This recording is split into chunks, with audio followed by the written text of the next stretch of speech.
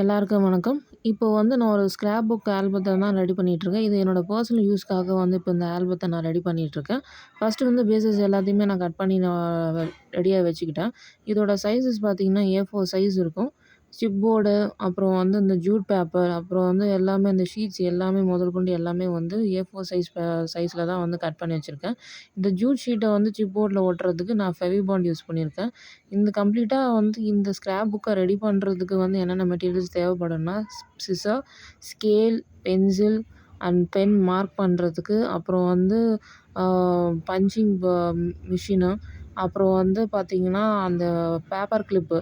Paper clip with ஸ்க்ரூவோட நான் purchase பண்ணியிருந்தேன். மெட்டீரியல்ஸ் எல்லாமே எங்கே வாங்கியிருந்தேன் அப்படிங்கிறது வந்து நான் கீழ டிஸ்கிரிப்ஷன்ல குடுக்குறேன். மறக்காம செக் பண்ணி பாருங்க. அண்ட் சைஸஸ் கூட வந்து நான் லாஸ்ட்டா வந்து பார்ட் 3 வீடியோல வந்து உங்களுக்கு சைஸஸ் இன்னும் நான் டீட்டெயிலா வந்து ஸ்கேல் வச்சு மெஷர்மென்ட் பண்ணி என்னென்ன சைஸ்ல வந்து நான் கட் பண்ணியிருக்கேங்கிறத சொல்றேன். இப்போ வந்து பார்த்தீங்கன்னா, பேஸஸ் எல்லாமே ரெடி பண்ணி வச்சுக்கிட்டேன். அதுக்கு மேல வந்து கவர் பண்றதுக்கு வந்து நான் இந்த ஷீட் இந்த கலர் எடுத்திருக்கேன். இந்த ஷீட்ஸும் வந்து நான் கார்ட் ஸ்டாக்கும் எங்கே வாங்கியிருந்தேங்கிறதையும் நான் டிஸ்கிரிப்ஷன்ல குடுத்துருப்பேன். செக் பண்ணி பாருங்க. இப்போ வந்து பேஸஸ் எல்லாத்தையுமே வந்து நான் இப்போ க்ளூ பேஸ்ட் பண்ணி நான் இப்போ அந்த ஷீட்ஸ் எல்லாத்தையுமே கவர் பண்ணிட்டுருக்கேன். அதுதான் இப்போ நீங்க பார்த்துட்டுருக்கிறது.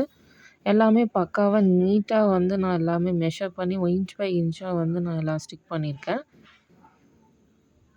நெக்ஸ்ட் பார்ட் 2ல வந்து பார்த்தீங்கன்னா, எப்படி வந்து அந்த கிளிப் நான் பிளேஸ் பண்ணியிருந்தேன்.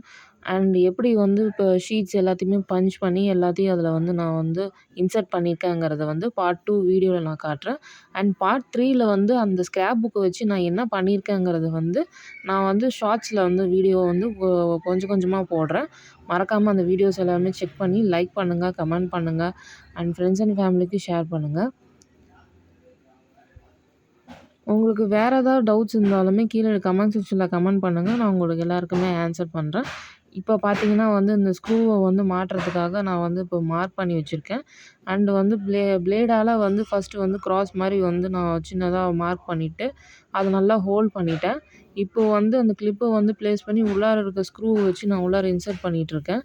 நெக்ஸ்ட்டு வெளிப்பக்கமா இன்னும் கொஞ்சம் ஹோல் பெருசா இருக்கணுன்றதுக்காக நான் வந்து திருப்பி பிளேடு வச்சு நல்லா பெருசா ஹோல் பண்ணி, அந்த ஸ்க்ரூவ ஃபர்ஸ்ட்டு உள்ளார போட்டுட்டேன். அதுதான் இப்ப காட்டுறேன் உங்களுக்கு. இப்போ அந்த கிளிப்ப வந்து பிளேஸ் பண்ணிட்டு, அந்த ஸ்க்ரூவ வச்சு இப்ப நான் டைட் பண்ணிட்டுருக்கேன்.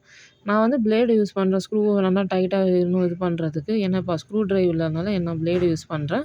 ஸ்க்ரூ டிரைவ் வந்து நீங்க வந்து அத வச்சு பிளேஸ் பண்ணிக்கலாம். அப்புறம் கார்னர் எட்ஜுக்கு பார்த்தீங்கன்னா, நான் வந்து எட்ஜ் டிசைனா வந்து நான் வந்து யூஸ் பண்ணியிருக்கேன். அதுவுமே எங்க வாங்கியிருந்தேங்கிறத கீழ வந்து டிஸ்கிரிப்ஷன்ல குடுத்துருப்பேன்.